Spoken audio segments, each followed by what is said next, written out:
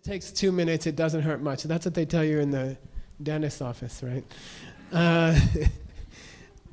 Just catch this and then we'll apply it for the rest of the night. It's important to know, and if you understand it, you can use it for the rest of your life, okay? It's a simple demonstration.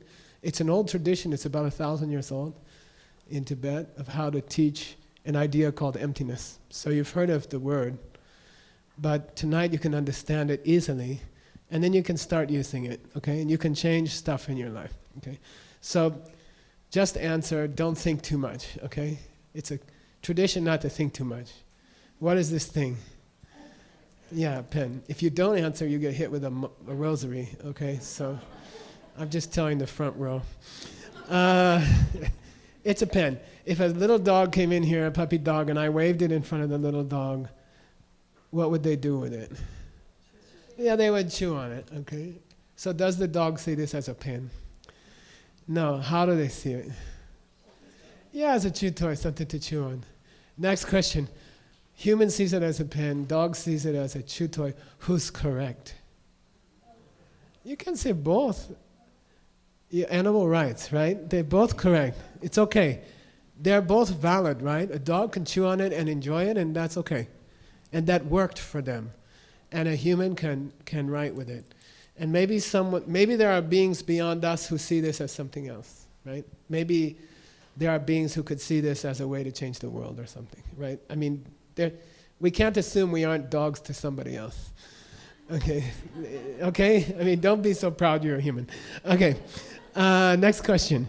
If I put this object on Johnny O's drums, and all the humans leave the room and all the dogs leave the room, at that time, is it a pen or is it something to chew?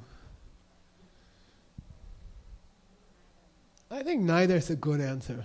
At that time, for that period, until they walk back in, it's kind of just available, empty, white screen or something like that. And then when they walk in, their projectors start putting something on the screen again. And the human's projector projects a pen, and the dog's projector projects something to chew on. Reasonable? Sound okay? I think we can say that, all right? Then the big question becomes, who loads the projectors, you see? Who put the movie in the projector booth? Because if it's true that my mind is projecting a pen onto this, or my mind is projecting a chew toy onto this, or the dog's mind, then in theory I could start an untrained, uninterested person could do a $250 million business. You see what I mean? In theory, if you could figure out how to load your projector, then you could manipulate the future. You could fix your husband, you could make him wash dishes or even cook. You know, like impossible stuff could happen. If reality is coming from my projector, which we just proved, beyond any question, okay? That's a common trick in debating in the Tibet. You kind of lull somebody into agreeing to something, and then you use it against them for the next hour. So it's true. It's an old technique. You agreed that this was coming from me, and it's true. I mean, the dog doesn't see a pen, so this cannot be a pen from its own side. It must be coming from my mind somehow.